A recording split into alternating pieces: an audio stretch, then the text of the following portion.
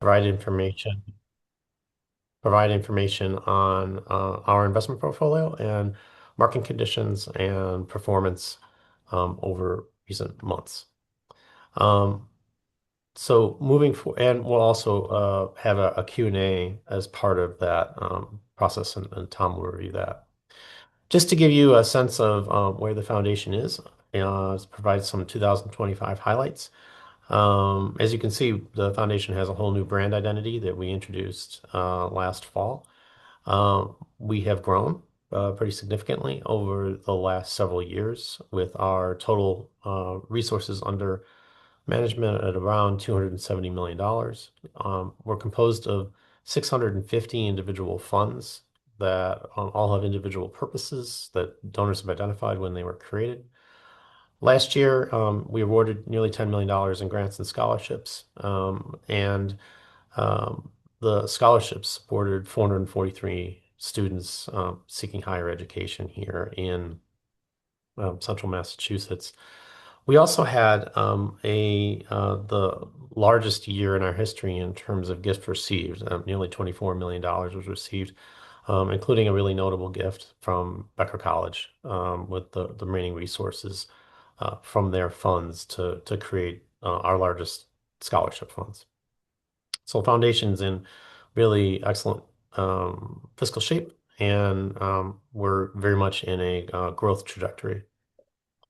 So towards that end, the resources that we hold and the funds that we manage do a variety of different things. There's a whole bunch of different grant programs, excuse me, that the foundation manages. And I just thought I'd note several of these before we move into the investment portion of our presentation this morning. For the last 10 years, the Community Foundation has made a significant commitment to arts and creativity through our Creative Worcester County initiative, which is a partnership with the Barr Foundation in Boston. It started originally in the city and now has grown to encompass the entire county. North of $10 million in grants over the last 10 years. A lot of different work involving support for individual artists, support for festivals and small arts organizations, capacity building, um, notable investments to help organizations reach new levels of creativity and impact. We're celebrating the 27th year of our Youth for Community Improvement initiative. This is a youth empowerment project that enables local high school students to decide where to give money away in the community with a focus on youth-centered organizations. And they'll be making their about $50,000 in grants this spring coming up. We made $1 million commitment to our nonprofit support center a couple of years ago, which has encompassed many different facets all in support of nonprofit leaders, their boards, and their work.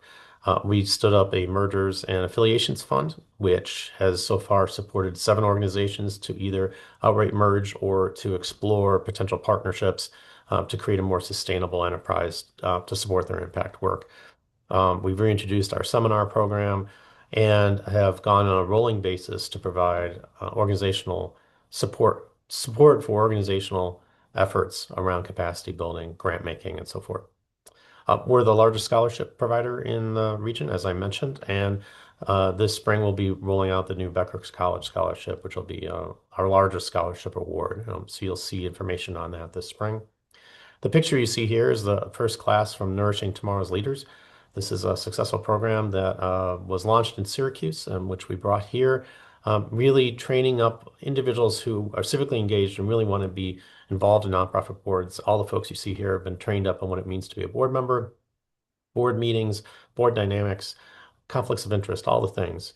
And we're excited about this as a means of creating a new pipeline for folks who are passionate about the community and want to be involved in its nonprofit ecosystem.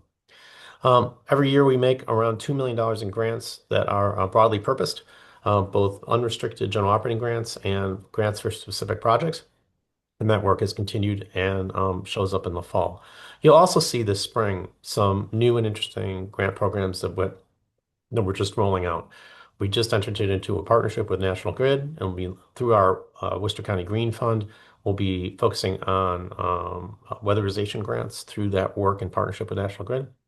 We're launching a $2 million grant program in collaboration with the city focused on very small organizations in the city of Worcester, as well as a limited number outside, really focused on helping them do their best work and build their capacity at a time of constrained government resources.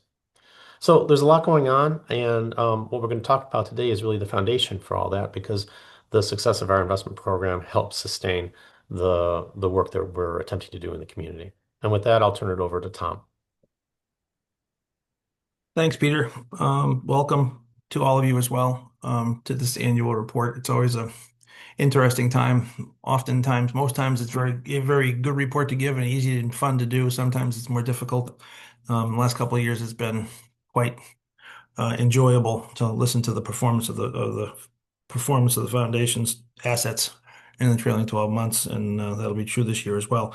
I want to thank the committee that's listed in front of you, the volunteers who share their time and talent to help create and implement the foundation's policies. Maria Haskell-Allard, Jim Collins, Warner Fletcher, Abraham Haddad, John Shoro, and Ann Tripp.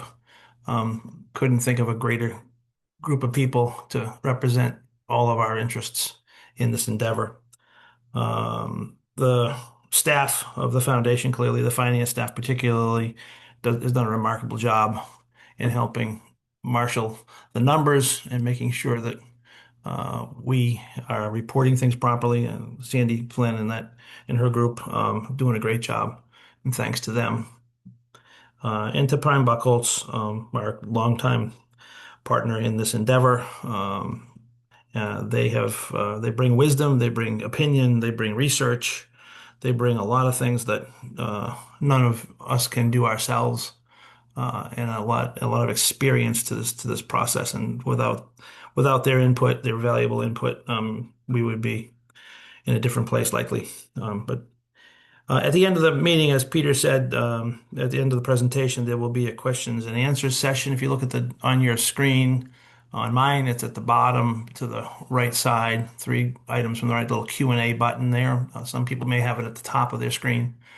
Click on that Q&A during the presentation, enter any question that you might like to ask of this presentation, and we will get to as many of those questions as is possible at the end. If whatever we don't get to, we will circle back with you after the meeting.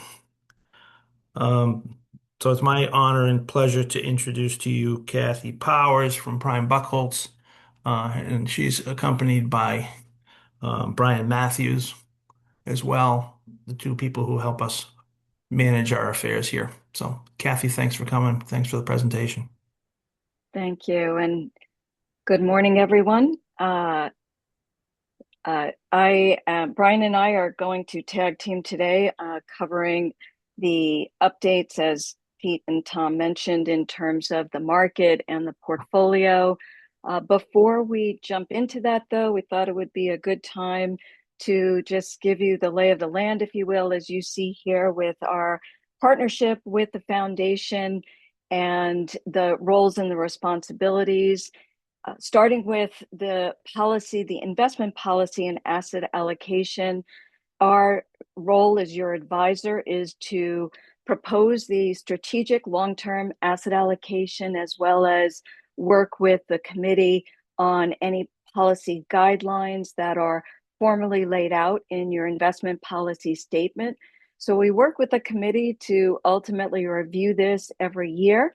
It doesn't change very often from one year to the next, but we do review with the committee their objectives, their spending rate, and then the committee will ultimately be responsible to approve the asset allocation targets and ranges, as well as any changes to the investment policy statement.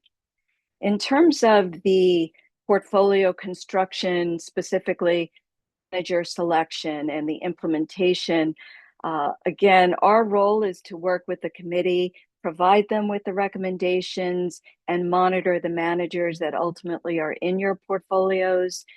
We think about it in terms of the level of active strategies versus index funds, managing the budget of fees that you're paying your managers to invest the assets, and of course the liquidity terms of those investments. We also serve as the foundation's back office and ultimately are executing the trades on your behalf once they are approved by the committee, which also reviews and approves the manager selections as they are proposed. And then lastly, on the risk management side and the portfolio, reporting is key. We provide that monthly and quarterly with a great level of detail on the underlying exposures across the various asset classes. We also propose rebalancing trades for the quarterly draws, as well as when markets move significantly. If needed, we will propose a rebalancing to adjust for that as well. And again, these meetings with the committee, they will approve any rebalancing activity after it's been vetted. And they also have access to our Prime Plus portal, which provides daily performance estimates and exposures. The Community Foundation clients that we have, as you see here, represent a significant and meaningful portion of our business in terms of almost $8 billion in assets, so about 10% of the assets that we advise on. And we've been working with the foundation now for decades, and it's been a very important part and valued relationship.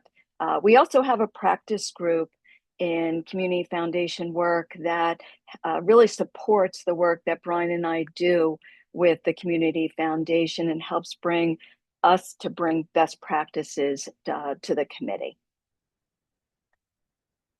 So with that, let me turn it to you, Brian, on the markets. Great. Well, thanks a lot, Kathy. Good to be here this morning. I was going to cover a few slides on the market environment. So this page 9 shows what a strong year it has been for the capital markets, really across the board.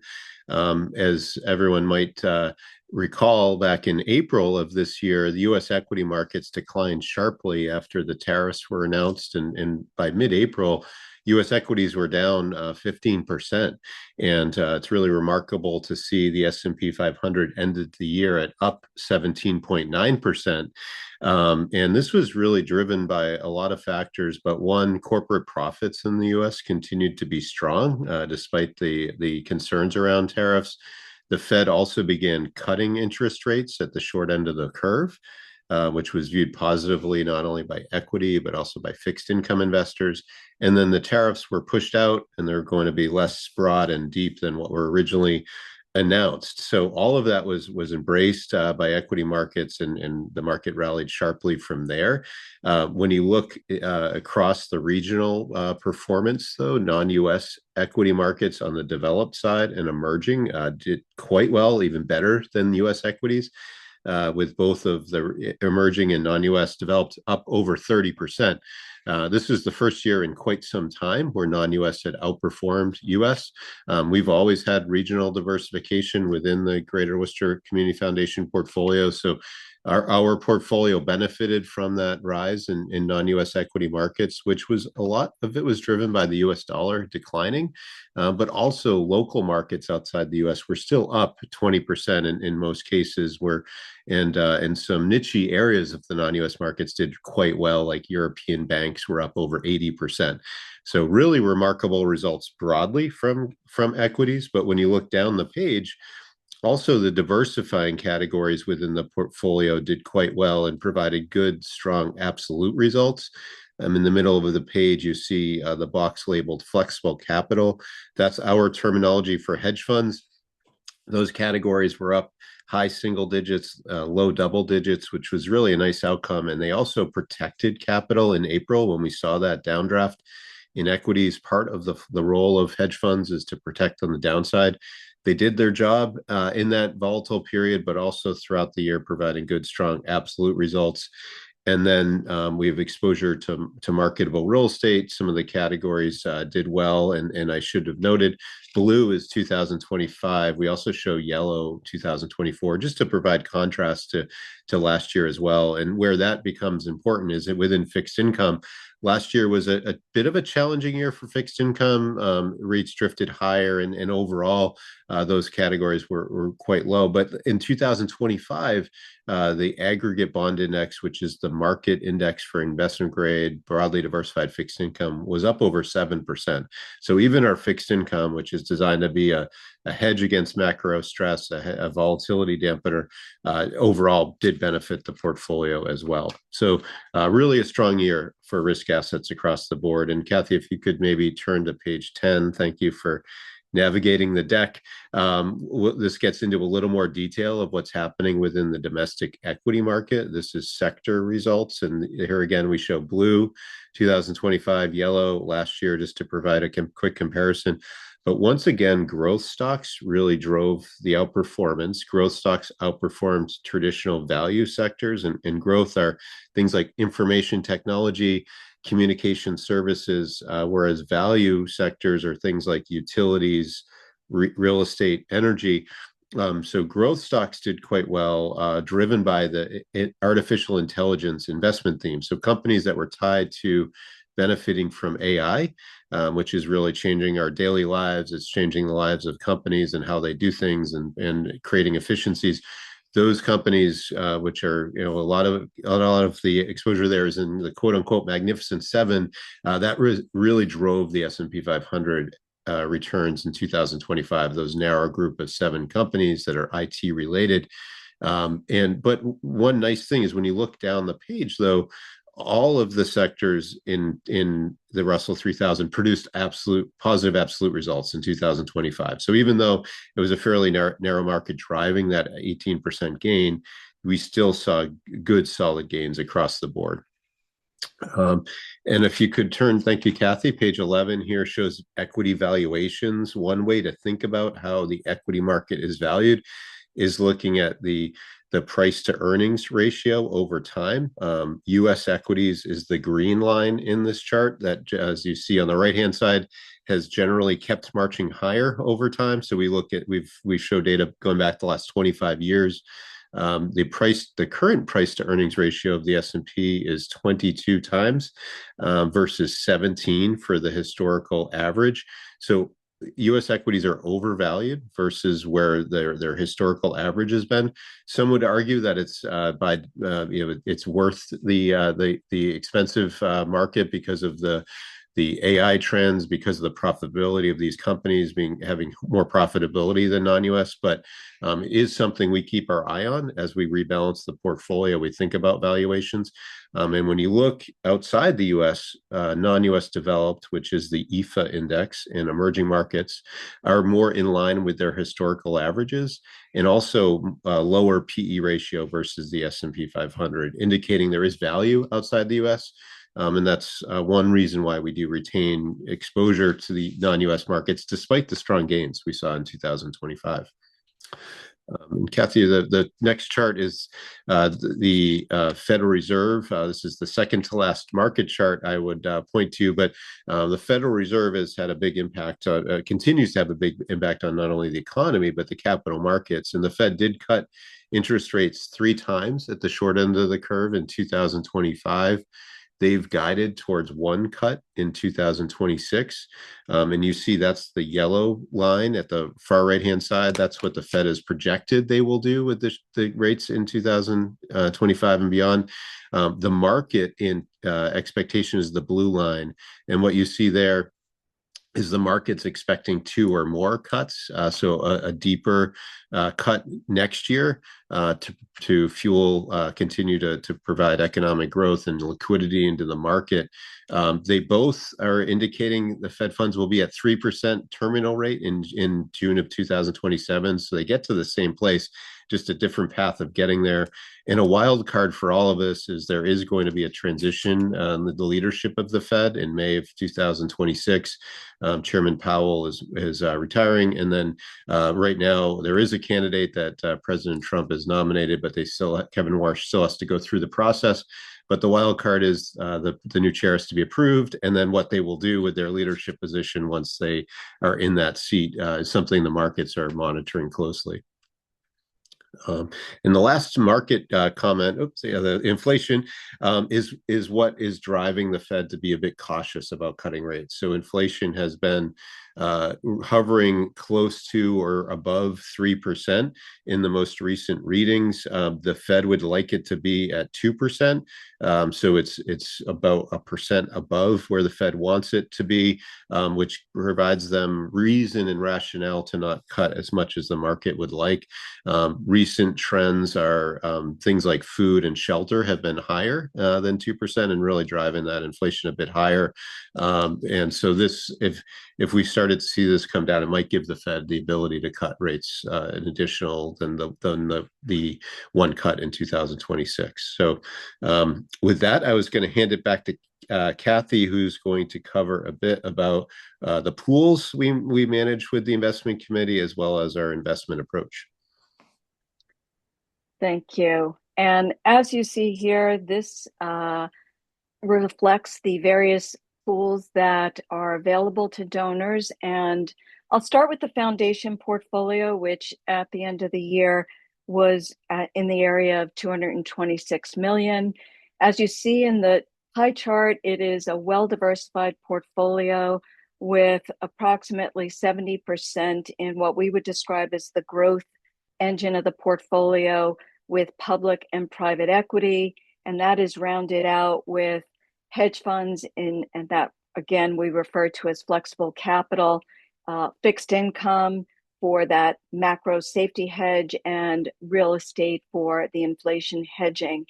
And the differentiation with the foundation portfolio, before I touch on ESG and the index portfolios, is that first and foremost, this is of a larger scale, as I mentioned, over 200 million in assets, with the ability, given its long-term horizon and the objective to meet the spending needs after inflation, to take on more risk in terms of liquidity. And so we have this 10% allocation to private equity, given that flexibility within the foundation portfolio.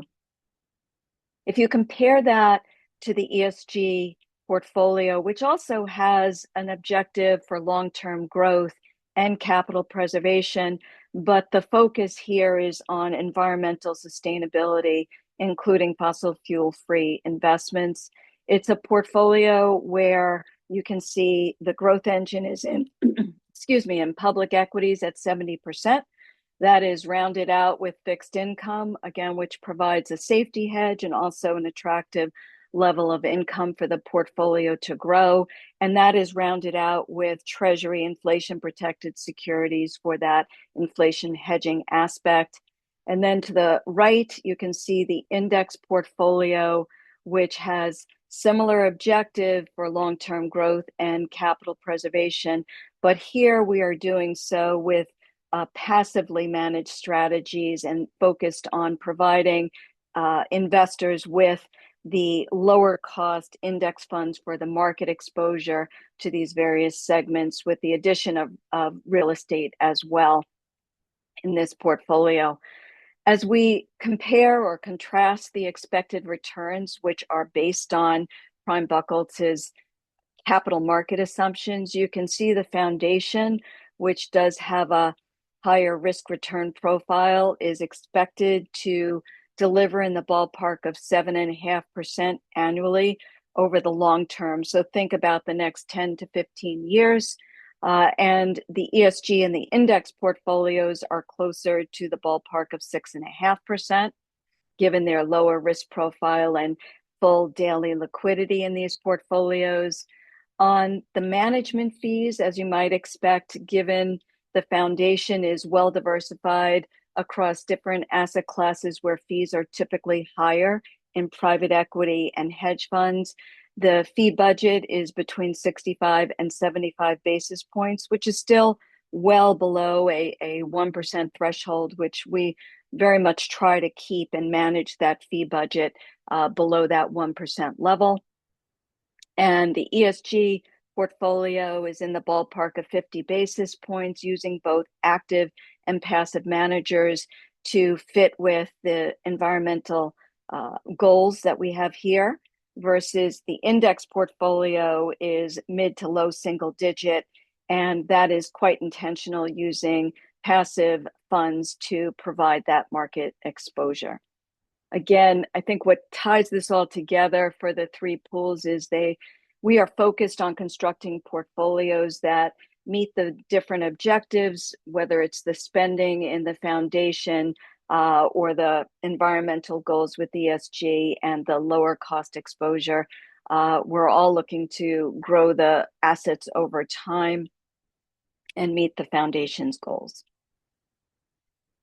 Couple of points to lift up on our philosophy, if you will, and the approach we take when we construct the portfolio. And first and foremost is that we are investing for the long term. And it, as you all may know, is very difficult to time the tops and bottoms in markets. And therefore, we look to create a portfolio over time that will deliver to meet your objectives. So again, in the case of the foundation, we're looking to meet your spending goal as well as preserve your purchasing power by doing so after inflation. And we very much advocate for a well-diversified portfolio, primarily for the fact that we don't want to rely on one source of growth in the portfolio. So having multiple sources of return in the portfolio, we think is a good approach, as well as it will limit, we expect it will limit the drawdown risk. So you get some downside protection with some of the hedges in the foundation portfolio as well. And then lastly, on the point of actively managed strategies, we look at managers carefully over the longer cycle, focusing on their performance and very specifically the consistency and persistence of their relative performance to their benchmark, as well as the decision-making process for each manager. Again, looking for the consistency as well as the repeatability to outperform. As you look at the right-hand side here, you're looking at the performance for the foundation portfolio represented by the green bars relative to its policy index, which is a representation of the targets for each asset class, and the blue bar is representing CPI over time.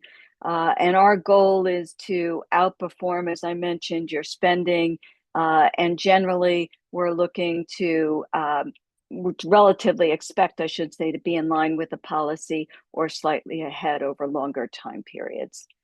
Liquidity for the foundation is good in the sense that while we have the illiquidity of private equity, we have very good daily liquidity, as you see here, just over 55%, with another almost 10% accessible on a monthly basis, and then typically the remainder of the portfolio being in hedge funds and real assets is providing quarterly or annual liquidity. On the asset allocation front, a couple of points to lift up as you look at the various asset classes under each category, and we've laid out the role of each asset class and considerations in target. The asset allocation for the foundation was changed last year to lower flexible capital from 20% to 15% and add to private equity from 5 to 10%. And the reason we did that and worked with the committee to change the target was we were approaching our 5% allocation, and given the scale of size in the foundation and the flexibility to take on a bit more illiquidity for the benefit of return over the long term, we changed the asset allocation to 10%. But again, it doesn't change much from one year to the next. We do revisit it every year with the committee. As far as the allocations go, again, the growth engine in public equities is well diversified, and we'll touch on that later, by region. And as Brian pointed out, that was very beneficial, having a third of the portfolio of the equity segment rather in international equities was an advantage last year to the returns. We also use a combination of passive and active funds, but we're very mindful of the costs and do have a good anchor in the portfolio of passive exposure. On the private equity side, we'll touch on the details, but diversification by strategy is important because this is a long-term investment horizon. We think it's very important to have the good diversification by both manager as well as strategy. Flexible capital serves a dual role in terms of lowering the portfolio volatility and providing the downside protection, but also giving us better returns when the market perhaps is under stress. They can take advantage of that dislocation and ultimately deliver attractive returns with that flexibility and deliver better outcomes than bonds, which is also important to note. On the real estate side, this is an area which provides some growth, but also inflation hedging versus the aspect of rising rents over time. And we generally are looking to use both public and private investments in this area of the portfolio. And lastly, on the fixed income side, we're looking at a stable source of liquidity and income, a safety hedge, and emphasize high quality bonds in this 10% allocation for that reason. The foundation's activity, as you see here, we are on a quarterly basis meeting with the committee, and typically then we'll raise cash for the quarterly spending needs and grants. We also, over the course of the year, given the strength of the equity market, have taken profits there, as well as trimming on a good year for fixed income and flexible capital. There was about a 10% turnover in the foundation portfolio, which was a combination of exiting some hedge funds as well as replacing a real estate manager. And the reasons were varied, as we've laid out here, ranging from a team change, organizational and strategy change, to outflows in a particular fund. So this is something that we monitor carefully and work with the committee when we look to change a manager in the portfolio. We also deployed capital in your private equity segment, as you see here, paying 26 capital calls over the course of the year, deploying $2.5 million in the private markets. And given the private equity market has lagged the public equity rally that we've seen, we very much think this is a good time to be deploying capital in the private markets. And we also made 3 new commitments there as well. So with that, Brian, I'll turn it back to you on the performance. Thanks, Kathy. And on this page, we do show the total foundation performance across 1, 3, 5, 10, and since inception. And as Tom noted at the start of the call, really happy with the results of the portfolio over the last year, participating in a lot of the market upside. Overall, we were up 15.2%.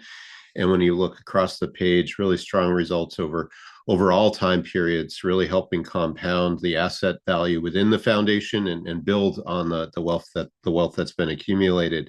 In 2025, our number of being up 15.2% outpaced fixed income and inflation significantly. We did have a modest underperformance versus our policy index, which is something we track closely with the investment committee at our quarterly meetings and our monthly reporting. What worked really well last year was overall having a meaningful equity exposure. As we've talked about, the equity markets were up significantly. We also had strong performance from our active real estate manager. Our bond managers are doing quite well in this very changing environment in fixed income. And then the private equity managers, while we're still building exposure, our team of private equity managers have done quite well versus their respective index. So even though that part of the portfolio is in its kind of middle stages of being built out, it's really helped the top line performance. What detracted a bit is some active managers within this environment. We have some high quality focused managers that lean into areas that are high quality, profitable companies that haven't done as well in this environment. There's a little irrational exuberance going on in some segments of the market, and that led to a modest underperformance from a couple of active managers. So that's into the overall story, but quite happy with the results and how much we participated in the equity market upside.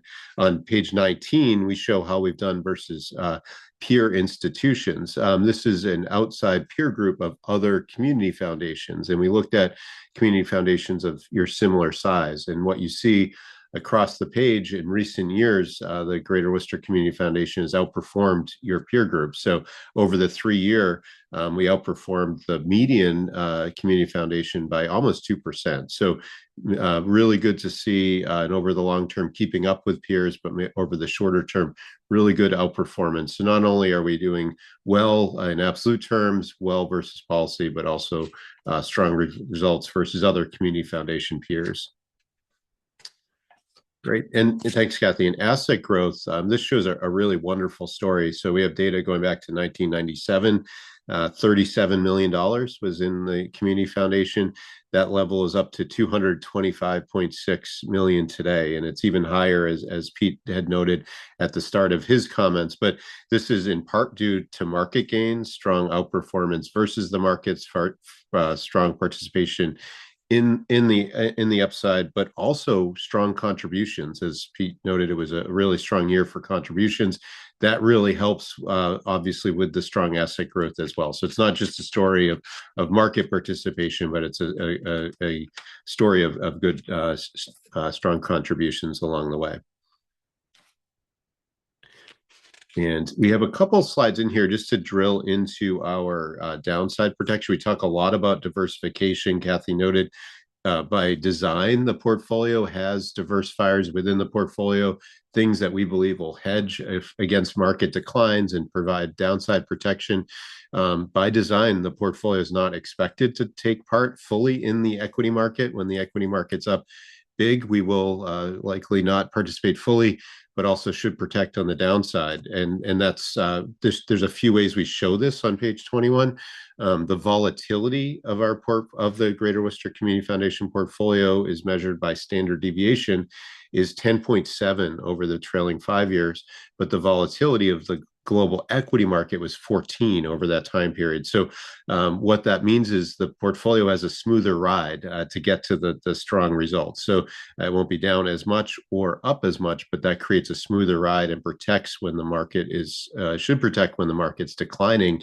And we call out 2 stress periods that we've all lived through. One is COVID, which is the market component of the COVID drawdown was January 2020 to March of 2020. The equity markets over that time period were down 22.5%. The portfolio is only down 17.7%. So protecting by about 5% return differential there, and a similar protection in the 2022 inflationary spike period. We protected where the markets were down almost 26%. We were down right around 21%. So good downside protection is a theme, and by design, that's how the portfolio is built. On the next page, we show a different measure of how to think about this. This is a measure called beta. This is a statistical measure that identifies how sensitive our overall portfolio is to global equity market price changes. And the way to think about this is if the beta was 1, the portfolio would move exactly in line with the equity markets. So if the equity markets went up by 1%, we would be up 1, or if the markets were down 1%, we would be down 1%. Our volatility, or the beta of the portfolio over time, we looked at it on a rolling basis going back to March of 2020, or March of 2000, sorry. It's always hovered between 0.5 and 0.75. So by design, we're taking less risk than the equity market, and it's been a fairly consistent level of beta through time. And I'm going to hand it back to Kathy, who's going to cover the next couple of pages about how we are positioned within each of the major segments of the portfolio. As you see here on the portfolio's public equity segment, you can see that the foundation portfolio has an overweight, about 6% overweight to the U.S. equity market. And that is essentially a placeholder for the build out of the private program. So as we make new commitments and meet current commitments in the portfolio, we draw from the public equity overweight here in the US to fund those capital calls. So this will come down over time as the program continues to build out. We have the exposure to non-US rather, developed markets and emerging markets as well. And this again has been a very important part of our approach in terms of having that diversification in other regions essentially. So not relying overly on one region versus another for returns. On the private equity side, a couple of important points here. First and foremost, we have, as at the end of December, made 17 million commitments to private equity, and we have about 10 million at year end of remaining commitments, and that is intended to help us get towards our 10% target in private equity, with a pacing typically in the ballpark of 4 to 6 million as we look at making new commitments each year. And then as you look at the strategy allocation, what I would lift up first is that about just over 40% are in the types of funds that are referred to as buyout and growth equity funds, which essentially you can think of as the types of strategies that are making investments, controlling investments in companies that have a business model that is generally proven, in many cases profitable, but they need additional financing either to improve their operations and or grow their business. And so these private fund strategies are an important segment. They tend also to be more stable in terms of their risk return profile. So it's a good anchor that we are building in the private program. We're rounding that out with some exposure to venture, which will likely go a bit higher than what you see here at about 6%. But these are typically early to late stage companies that are startups in different cycles in terms of building their business models or growing them to a point where they need at this stage funding. They're typically not profitable, but with their capital that is provided through these strategies, they are able to move through that cycle towards profitability. And then secondaries, as you see here, is over 40%. And this is a very important part of the early stages in building a program. What secondary funds are is essentially investing in, I should say, providing liquidity by investing in existing funds, buying them typically at a discount from other limited partners and general partners. And so you get the return benefit of buying at a discount to the market value. You can see the underlying company investments and value them accordingly. And importantly, they're further along in the cycle towards exit value, and therefore the return of capital through these secondary funds is earlier than the longer cycle for other investments, which tend to be in the 10 to 12 year horizon. So this provides a good flow of return of capital, if you will, and it helps during the early stage cycle of other buyout, growth, and venture funds in the portfolio. And that is rounded out with some private real estate exposure as well. Ultimately, for this 10% allocation over time, we expect that as the funds mature and you get distributions back, those distributions will be able to fund the capital calls as we continue to make commitments to maintain that 10% target. Hedge funds, flexible capital, as you see here, is well diversified. Again, this is a segment of the portfolio intended to lower the volatility and provide that downside protection when equity markets are down, but also has a broader opportunity set to take advantage of dislocations in the market. And the variety of strategies you see here, I'll just touch on briefly. Long short equity, as you might expect. These are the types of strategies that are hedging their long positions, typically with idiosyncratic short positions, but they may also use market hedges as well to reduce their net exposure. generally in the ballpark of a range that can be fairly wide between managers from, say, 25 to 75%. It really varies depending on the manager. And then the remaining strategies are what we would describe as absolute return oriented. So when you look at something like event driven funds, these are focused on taking advantage of mergers and acquisitions or share buybacks and management changes and the arbitrage there. Distressed debt and relative value, again, looking to buy the different types of debt in a company's capital market structure that are undervalued.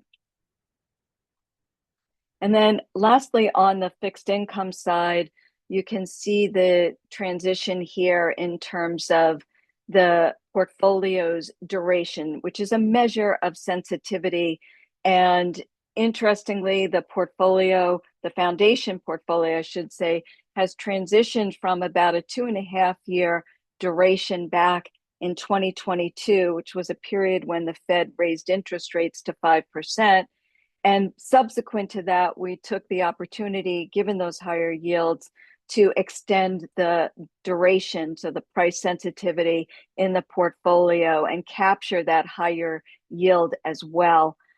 So as you think about the portfolio today and where we sit, yields have come down as the Fed has cut interest rates. So the overall yield in this segment is in the ballpark of 4.5%. That is more attractive than the cash return where we sit today around 3.5%. And we are in what we would describe as the intermediate part of the yield curve, in the sense that when you think about cash with no price sensitivity out to 30 years with a lot of price sensitivity, we're sitting in the part of the curve, if you will, that could benefit from future rate cuts if they come about, but also is further along from cash that you capture some of that extra yield over cash as we speak. So we feel the portfolio is well positioned for the environment that we're in today. Brian, if you want to pick it up on the ESG portfolio. Yes, thanks, Kathy. And this is the ESG portfolio performance, similar to what we saw for the large pool, up 15% last year and up double digits over the 3-year and close to 8% over the 5-year. So this portfolio was started back in February of 2020 and up 9% since inception, outpacing inflation significantly over that time period. We have a similar modest amount of underperformance in 2025 attributable to similar active management concerns or factors in the narrow equity market, et cetera. So similar to what we covered with the large foundation, very similar rationale for the performance. And if you could kind of go to the next page, Kathy will show you. We have been making made some changes over the last year within the portfolio, rotated out of a couple of active managers for similar reasons to Kathy mentioned. Our research team is monitoring these managers closely, looking for things like team changes, fund outflows, any change in terms, and any concerns around adjustments to the portfolio that were unexpected, and also performance. So we did adjust 2 managers on the international side. We rotated into a new manager that we think has a more consistent track record, lower tracking risk versus the index, and a more consistent profile. So we really feel good about that adjustment that was made in 2025.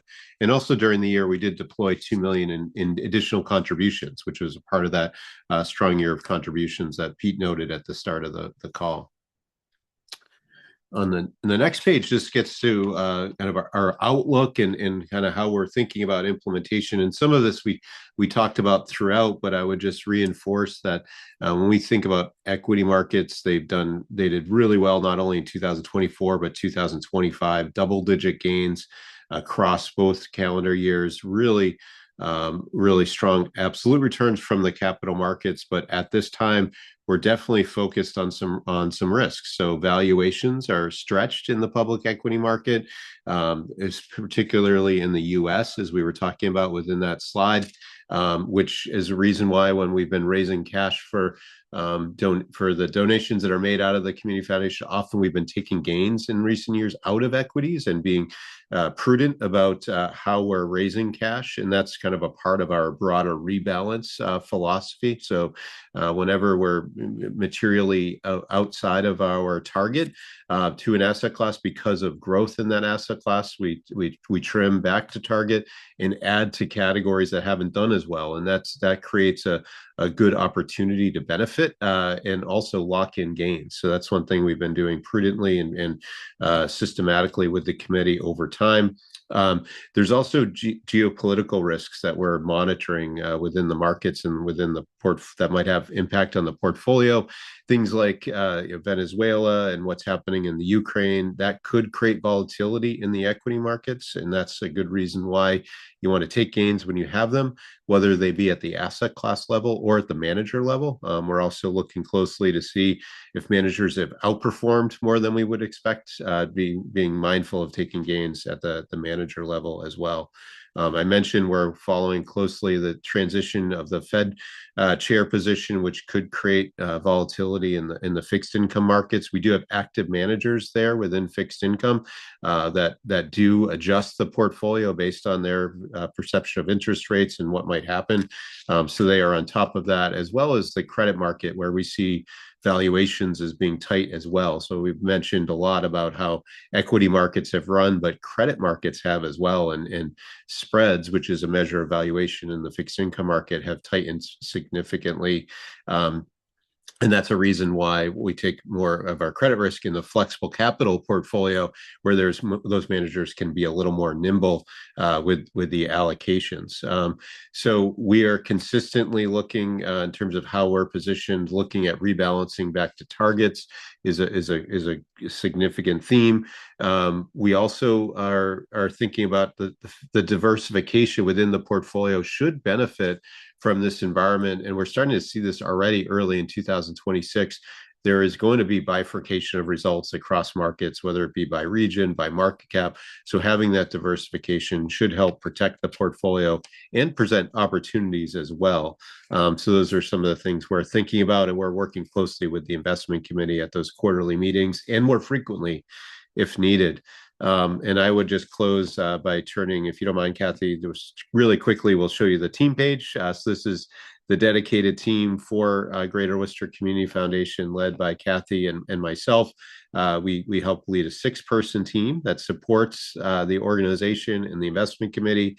What's not shown here is we do have a 20-person research team behind us. So that's following the capital markets, and then as needed can join investment committee meetings. Our colleague Rob Thompson joined the meeting earlier this week to talk about opportunities within the credit markets. So Kathy and I are leveraging a much broader group that's behind us. And I know we want to save time for questions and answers, but just wanted to thank everyone for their participation throughout and asking questions as we went. And I'll pause to give us a chance to address some of those questions. Hey, Brian and Kathy, thanks so much for that. We had a couple of questions that have popped up that I'll curate, and we hope to be able to get to them. Really, just picking off what you just mentioned about credit markets. It's a timely question since we just had this conversation, but had a participant who was asking about if we had any exposure to private credit, and if so, any concerns about that portion of market, or are we considering that as an allocation? Yeah, maybe I'll jump in on that since I'm already off mute and had just mentioned that. And Kathy, please chime in as well. But I'll take that first question. We don't have any direct dedicated private credit within the portfolio today. We have managers in our flexible capital program that invest in less liquid credit, corporate market bonds that they're purchasing potentially at stress levels to benefit from spread tightening and corporate reorganizations, et cetera. We are looking at private credit. We just had a meeting with the investment committee earlier this week, and I mentioned Rob Thompson from our team joined. it's an area that we are being, if we were to make an allocation, it would be with high quality managers that are putting new money to work, and taking a real fundamental approach and looking at the opportunity set and not just blindly investing across the opportunity, because you really have to have a high bar, not only with the managers you're partnering with, but also on the deals that they were going to look at to put in a portfolio. And also, a lot of the headlines that are associated with private credit today are more focused on the liquid private credit markets, which can create some misalignment of the liquidity terms of the fund versus the liquidity of the underlying investments. So that's something we always dig into to understand the pros and cons. But to answer the question, we don't have significant or material exposure to that theme today, but it is a big area of the market that we are talking about with the investment committee. On behalf of the investment committee, this is Tom. We had an investment committee meeting this week, and we left that meeting, as I recall, the minutes would reflect that we would be making a final decision on an allocation to private credit by mid-year this year. So we're actively pursuing making an allocation to private credit. Next question. How much does socially responsible investment play into investment choices? So I'll start with that one and say a couple of things. Obviously, it plays into the ESG portfolio, but within the foundation, the way we think about it, first from the bottom up with the manager selection, we do, in our due diligence process, work with each manager to understand how environmental concerns or risks may play into their investment decision process. So that is definitely key. It doesn't mean that it is a sustainable investment strategy, but it is an important part of our due diligence process. So the fact is we question and gather this information in the initial process in terms of the getting a manager from point A to our recommended list. So it is an important part of the diligence process, Pete. One addition I'd make to that is when funds are created, we offer folks the opportunity to allocate between the three pools that we have. They can either be all in one of the pools or they can be 50%, so split between two. We had some donors at the end of the year, for instance, go half into the ESG pool and half into the index pool. So we do offer that flexibility as well when we stood up the ESG pool specifically at donor request, and have also invested some of our own funds within it. Next question is portfolio performance that was described on page 18 of the materials, which I think is the performance within the pools, net of all fees, including custody, prime, and et cetera. I think the answer to that is yes, that it's shown net of fees as I remember. Yes, it is net of fees. Right, exactly. And then the last question that we got here is a more technical question. To read it specifically, I think it's generally accepted that the opportunity for alpha is greater in active fixed income investment than in active equity investment, given the nature of market weight index investing. Any thought about offering a hybrid portfolio option with equity indexes and active fixed income?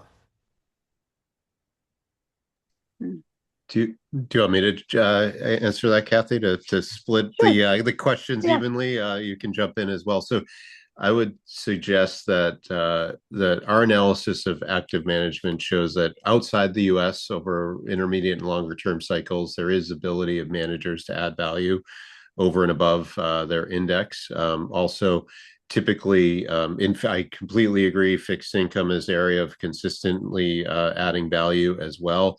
I'd say the real estate, marketable real estate, is an area where we advocate for active management, and those are themes that are a part of the foundation portfolio. I would say, and historically speaking, there has been consistent outperformance within flexible capital as well. We do have the ESG pool that is a pure passive, or I'm sorry, that we have the passive pool, which is a pure passive, no active management within that.